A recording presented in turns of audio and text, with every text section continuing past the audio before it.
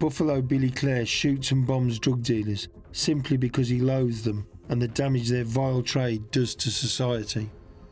Described by the Irish media as a psychotic thug who terrorises communities, Clare prefers to see himself as a man on a mission for the good of all.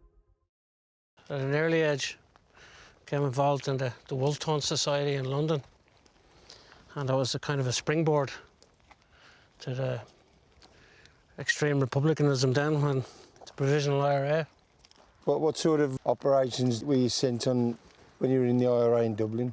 The ones that I can discuss about mostly were actually directed towards drug dealers and that kind of activity. But when you say they targeted drug dealers, what did they do? Name them and shame them, or? Well, executed them. Execute them? Yeah.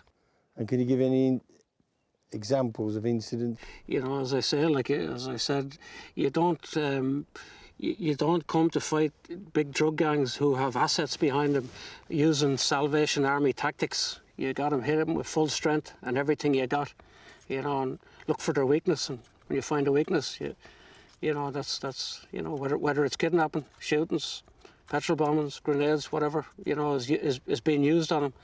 You know, people would support that, I suppose, because these people are devastating communities, and you know, they don't care about what they sell or who they sell it to. So you must meet them with the same train of thought that you don't care about them or their families. Before any direct action is taken, it has to be established that the intended target is guilty of the alleged offence. There obviously would be an intense investigation into that person and his activities, and before any decisive action was taken. Are they warned? Are they, you know?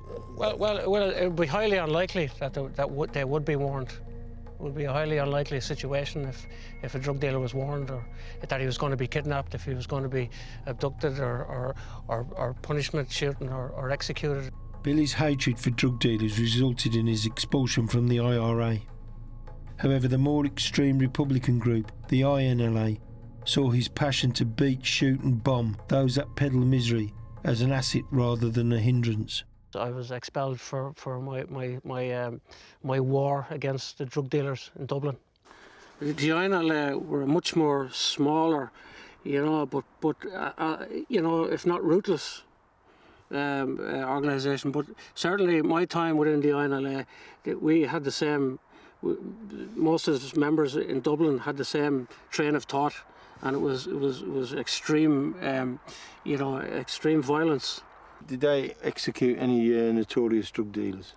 Well, again, there was people executed on the INLA's watch.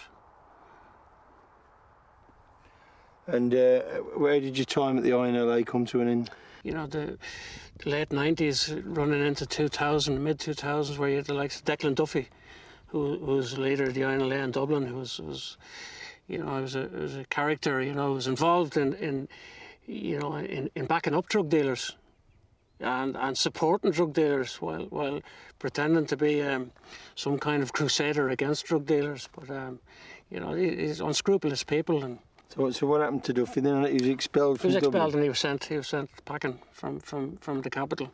But he's not dead now? He's not dead. He's not dead. All right. Yet. Declan Duffy was wanted for the murder of a British soldier at the time he was associating with Clare. Duffy and others shot Sergeant Michael Newman in the head outside a recruiting office in Derby. Previous targets of Clare's include drug dealers Jimmy the Whale Gantley and Bernie Sugg, a key member of the Westies gang. They controlled the sale of drugs in West Dublin, and those that owed them money or otherwise displeased suffered horrific torture. These Westies, these characters who were, you know, where we had one incident where they were causing chaos and havoc in Blanchardstown. Bernard Suggs, or Verb as they call him, he was asked to come to a meeting, and when he came to the meeting, he was asked to desist from his activities and leave the area. He refused to do so, and as a result of that meeting, he was blasted twice in the stomach and left squealing on the ground like a pig in the rat he was.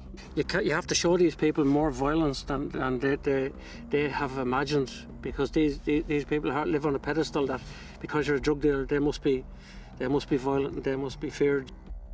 In 2010, Billy was left clinically dead following his arrest for the murder of 26-year-old Stephen Amira. Father of 3 Amira was shot but still alive when his killer took him into the woods to a pre-dug grave, threw him into the hole and buried him alive.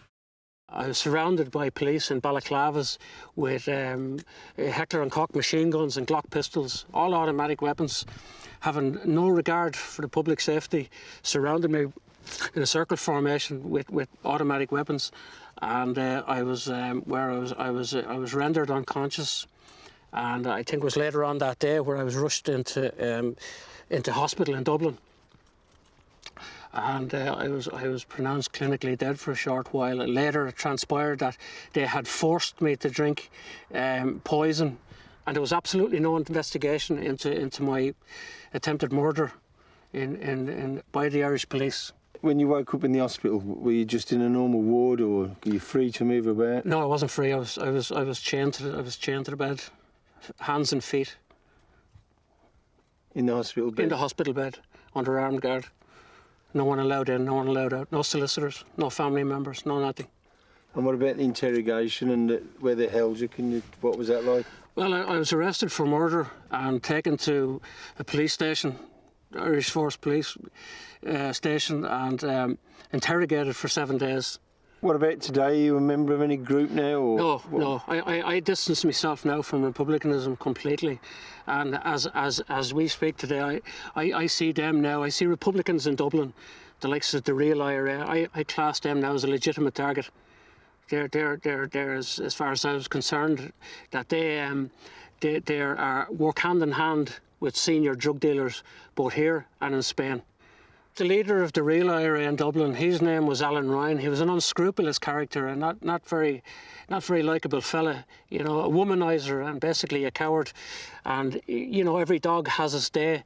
And I suppose drug dealers, had enough of him because, they were taken, and using the money for themselves and on holidays, cars, putting cameras outside their houses, and lining their own pockets, showing signs of wealth. And, so I mean, he met his demise, and I'd have as much sympathy for him going as I would for any other drug dealer. One suspects that Billy's life insurance premiums are higher than the average mortgage, and he must have as many fans as enemies. Sinner or saint, it's hard to decide, but it's pretty much odds on that he will never reach an old age. I think the only time I'll stop is when I take my last breath. Which might come about because of somebody else wanting to take you out. Well, I'm the same as any other person, but I don't take it as a, we just do what we do, and we don't gloat, and if somebody doesn't that bother you though? Not in the slightest. And do you think you are a target for some people? It's quite possible. Some of these drug dealers and gangsters blow some of that stuff up their nose and might dream and talk about it, but we're here. I'm here. I'm here. I'm not hiding. I'm here, so I'm up front and centre.